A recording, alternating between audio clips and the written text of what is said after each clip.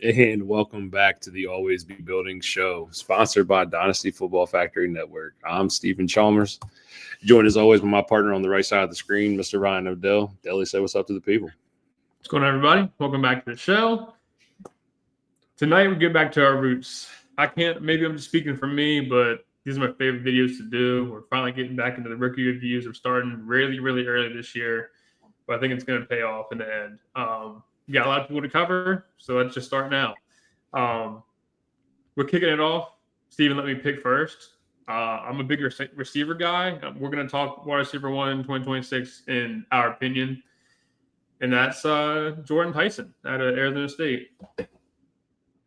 Yeah, before we get rolling, as always, love to shout out Dynasty Football Factory. Thank you for allowing us to have this platform. Our videos have been killing it. We finally hit this 500 subscriber count. Awesome goals for us now. Goal is set on 600. Before we get started, always like to talk about our what's the word I'm looking for here? Our subscriber. Become a subscriber and for our content. Shoo, rough times. Anyway, the plan $4.99 a month, $19.99 annually. Save a little bit if you pay annually. Really cheap for all the content you're going to get. C2C rankings are now up. Devi, Dynasty. We handle all the Dynasty content over here on the YouTube channel and our articles and our rankings. You have, again, redraft as well. And then when it comes down to it, just get the access to our Discord and you get to just come hang out with us. Like I always say, we are grown men just in love with fantasy football, and this is what we do. Yeah, no doubt. Come on over, guys. It's a good time, honestly. All right. Jordyn Tyson. Before we get started, though, you talked about it. We're going to get into this early. We're going to be able to cover a lot of the 2026 class, a lot of our prospect profiles. Not many people in the game are doing this as we speak, so we're going to get the leg up. We're going to get you the information you need. If you are going to hold on to your 2026 picks, who you're looking to draft, where you're looking to pivot to in later firsts and early seconds, and just overall give you some general knowledge about the class coming up. You talked about it. Tonight, you picked Jordyn Tyson, wide receiver, Arizona State. Yeah. Let's get to it. So, just looking at the player, we got him listed at 6'1", anywhere from 195 to 200 pounds. Projected anywhere from a 4.45 to a 4.55 40. I have him right in that middle of the 4.5 range. So, overall, when I'm looking at Jordyn Tyson, the 2024 season was the huge breakout season that we were looking for. Got 1,100 yards, 10 touchdown catches, and, caught 75 passes last year. The big thing for me when I was looking at it was a 6-game stretch where he had over 732 receiving yards on 50 catches, which come out to be 104 yards per game. And then the signature K-State game for 12 catches, 176 yards, and 2 scores. That's where last year is where Jordyn Tyson really put himself out on the map. Yeah. And I say this, we pay attention now.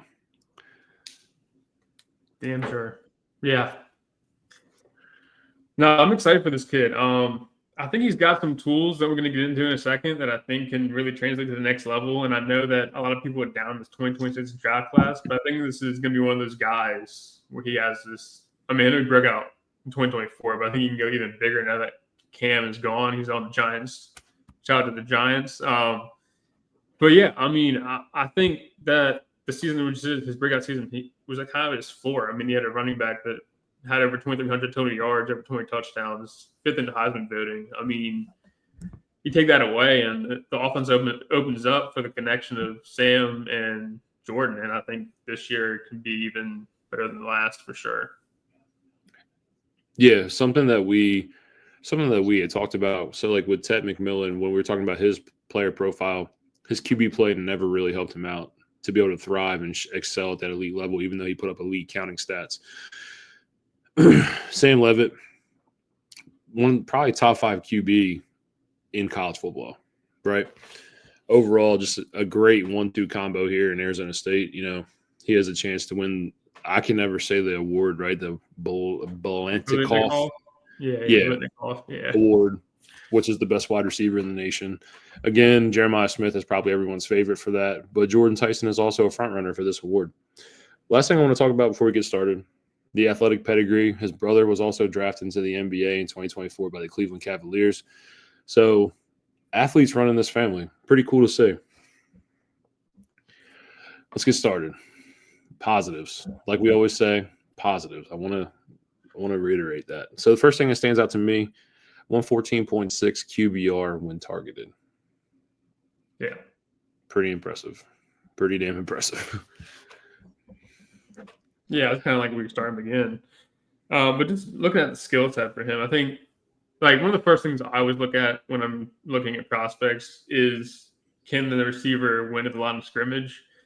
And honestly, he does a lot of that. And the clips that I've seen in training camps that they're doing now, he looks great on the line of scrimmage. Like he's playing his own team, but to see his forward at the line is phenomenal, and it really comes into play in the red zone, which is huge. Just kind of like those 10 touchdowns he had this year alone. I think, if I'm not mistaken, 4 of them were within 5, and 2 just a target monster in the red zone. And yeah, I mean that's the biggest thing that stands out for him. Yeah, his red zone usage is crazy. You talked about his usage overall. I just want to talk about how he plays. So a lot of his damage is done from the slot, but he also has an outside prototype, dominant type size to him. He does both, but he'll kill you from the slot. So the biggest thing that I noticed on his tape is just his ability to separate. He's a big receiver. He may be on the thinner side, but he's a big receiver. Yeah. His hip movement is crazy. He's just so fluid in how he moves.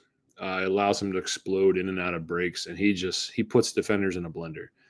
His ability just to come in and out of his breaks very quickly, very precisely, head fakes, head movements, overall body movements, everything is just what we want to see when it comes to being able to create separation at any level. Right. He's just an absolute dog.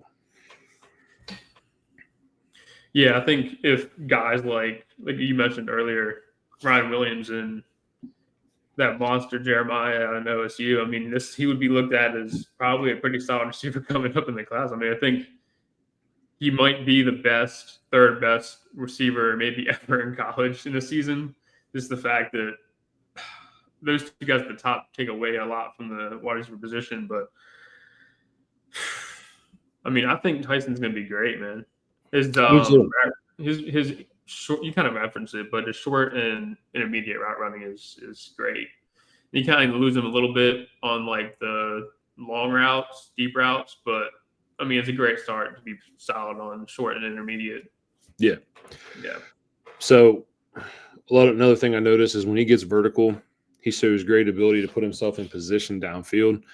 And that just comes down with overall body positioning, leverage, and that also applies to his tracking skills. So when I'm talking about his tracking skills, I'm talking about his ability to go get the football without breaking his stride.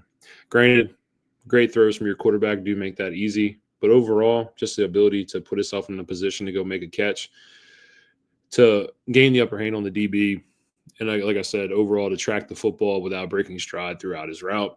These are just things that I noticed that he does very well. Yeah. Last thing for me before we get into my negatives, one of the biggest things you notice is, I mean, I think he's projected around a 4.5, which isn't like the fastest receiver in college by any means, but he's very crafty if he can get into open space despite his lack of speed. He can still get around some guys and make a few extra yards happen. I mean, he's great after the catch as well. I mean, 4.5 speed probably won't show that 100%, but he can get it done out there. Yeah, I had that as well. He's a yak monster, very creative after the catch, just very creative with the ball in his hands. Something that like we won't see from like a Marvin Harrison type profile. You know what I mean? Marvin Harrison, I think he broke 5 tackles in college. You know what I mean? Yeah. Jordyn Tyson isn't that guy. Jordyn Tyson's going to make something happen. He's a big play guy. I had 2 more things I want to talk about. One, talk about contested catch situations. 67% catch rate in traffic, monster number. We want anything north of 55. Anything north of that. So we're getting into an elite level here where I'm talking about a 70% catch rate in traffic. That's what you want. Yeah, absolutely. Especially given his slim size. That's yeah. Yeah. And the other thing I want to talk about for him being slim, we talk about the overall, you have to be able to do your job even when you're not involved in the game. Great blocker. Yeah. People tend to forget that. Yes, it doesn't add fantasy points to the overall relevancy of this, but the player profile, if you can block, you're going to be on the field. Yeah. That's Last one year, of 298 run blocking snaps, 5th in all of the FBS. Yeah. I'm not saying he's Heinz board. I'm not saying that, but dude can get after it. I really like that about him. Yeah. Just the little extra effort. Ready for the negatives? I mean, yeah, like we always say, with every Nobody's positive comes negative. No prospect is perfect here, guys. Yeah. That is true when it comes to him. First thing I want to bring up, the injury history. Let's talk about it. It has to be talked about. A significant knee injury in 2022, and then last year a broken collarbone to end the season. It just raises a little red flag, put that little mental note in the back of your head that this dude, his body's been through some things in college football. So yeah. Oh, for sure. I think that also prevented his sophomore year breakout, was just didn't get a chance to play out there. Obviously didn't do anything at Colorado because they were terrible and he was a freshman. But yeah, so for sure the injury history. But the big thing for me, especially like something that I'm monitoring this season 100% is the drops. I think he had 8 drops last season, which equated to like a 7% drop rate. We definitely got to get that down, especially because he's going to get more targets this year. He's going to see more opportunities to catch the ball, and 7% may not seem like a lot on paper, but I mean, when you're talking college, the next level, trying to make that extra play, you got to have your receivers closer to like 4% drop rate or lower than that.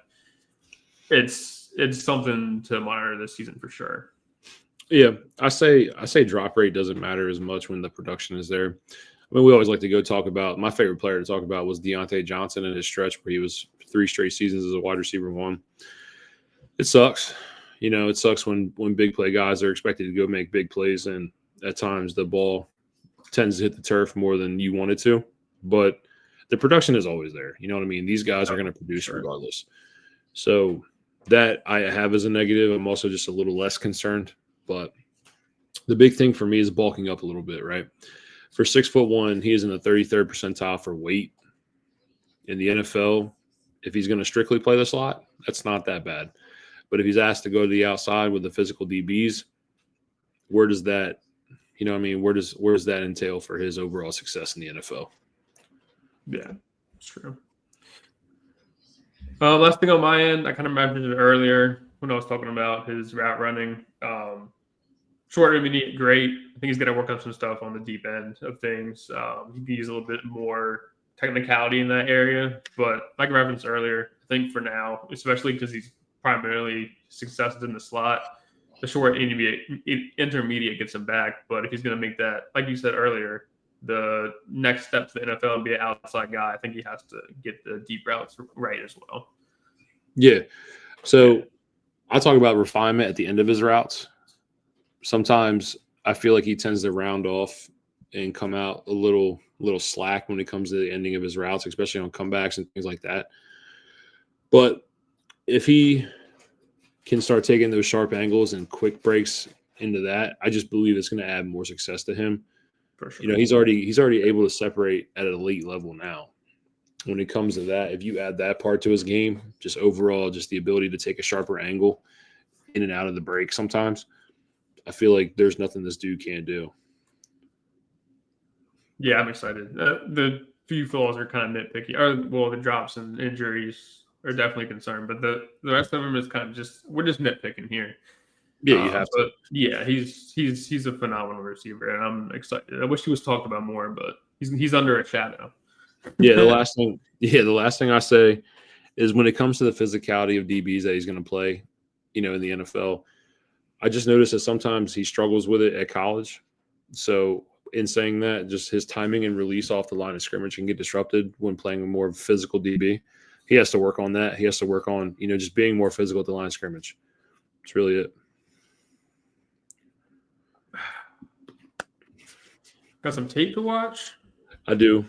But as always, we're bringing it back this year. We got tape, but it's because we're so early into the process. I just want to say for now, because things can change, this is my wide receiver one of the class. This is Ryan's wide receiver one of the class. And as always, I love to get him an NFL draft comp. That's just who I am. Oh, right.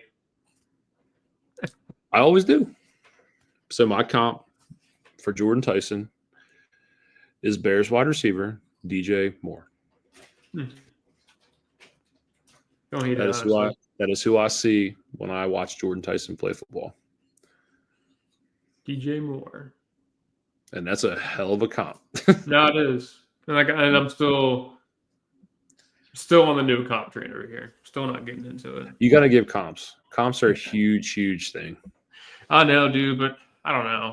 I've always said it, and I'll stick to my guns still. Maybe in a few videos I'll get into it, but I got to stick to my guns that no prospect is 1-of-1, and I hate comparing two guys to each other. Right, but I'm talking about just the overall skill set. Yeah, I know. Shades of. You ready to get in some tape? Yeah.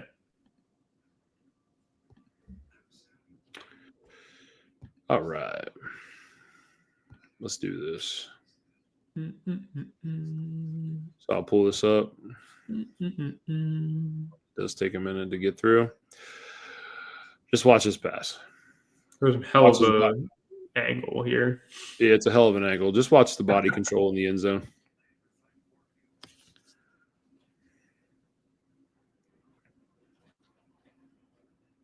Just easy beat. Yep. Just an easy beat. I'll watch it one more time. It goes by pretty quick. Just an easy, absolute easy touchdown to win there for him. Just so smooth with it. Yeah. I wish because I know what play that is, and it kind of sucks that you can't, because the camera's looking at Levitt at the start. You can't see his footwork off, but he, is instantly off the line and gets past the receiver, and quarterback just throws a dot to him. That was a phenomenal play. Well, there's no reason why he should have that much separation at the 3-yard line. You know what I mean? Yeah. Now this right here is nasty. This is what I was talking about in camp, dude. Oh my God. Yeah, we got some fall camp here. We're gonna get you a little shades of this one-on-ones. Obviously, one-on-ones don't mean anything. We're not playing 11-on-11 football, but this catch is nasty.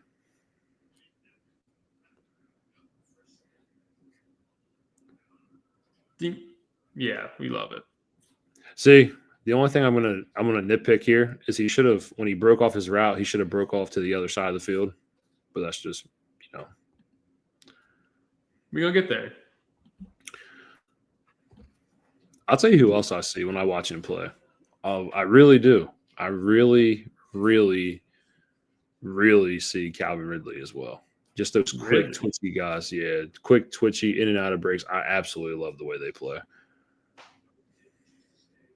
Gotta love it, Ridley. Ridley was a monster.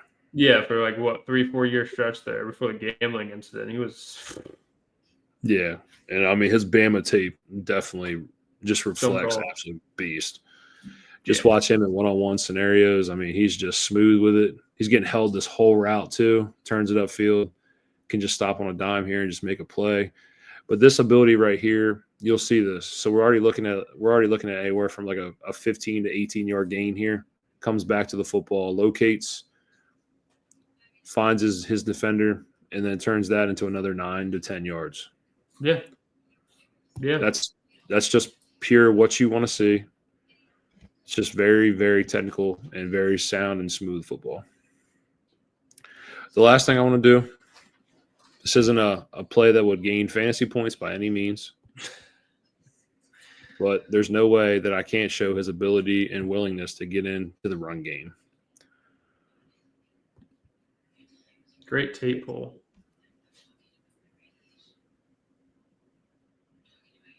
No. No. There it is. Gets up to the second level and just creates. Yep. Just creates. I want to see it without doing the spin. Second level, boom. Gets up, running back gets out, and he carries his defender 30 yards down the field. Yep. Takes him all the way down to the 22 and tackles him. I mean, yeah. Create that extra lane for Scat there to get him even more than he already was. Yeah, I mean it's just smooth football. You're gonna enjoy owning Jordyn Tyson on your dynasty rosters. So Ryan and I, when we talked about it, we're flipping 26 picks for 27 picks if possible, but it does not mean that there aren't some prospects in this class that we like. Ryan decided to start with Jordyn Tyson, which is one of the very few that I genuinely would love to get shares of on my dynasty roster. Yeah. No, I'm excited for Tyson. Especially I referenced earlier. He hasn't even seen his ceiling yet. I'm pumped for this year for him and Sam. See what they can get going this year without Scat carrying the entire offense on his back. Yeah, it's gonna be fun. Yeah. So these videos are more of our shorter videos. So we like to give you the information, get in, get out, keep it short and sweet. Next week, I decided to be a little biased. We're going to go Nicholas Singleton. Yeah. We're going to go running back, Penn State. Can't wait for that one. It's going to be a hell of a one. And then Ryan will pick next week who he wants to cover after that. Anything you want to say before we get out of here? Yeah, per usual. If anybody stopped in tonight, we appreciate you. Came in the middle, give my normal speech. It'll be up on YouTube tomorrow. Everything's going to be in place. So if you miss anything, check out what you missed. Yeah. And for everyone that was with us tonight, much appreciated as always. Also, if you have liked what you see, the YouTube channel is always listed below. Like, comment, most importantly, subscribe. Again, the 500 subscriber count, we hit that. Next thing we need is to hit 600. That is our next goal, and we're going to keep pushing. We're almost at 50K videos or 50K views for the YouTube here. So we're very excited. It's another milestone for us. On that note, we will see you next week for Nicholas Singleton, and we are out.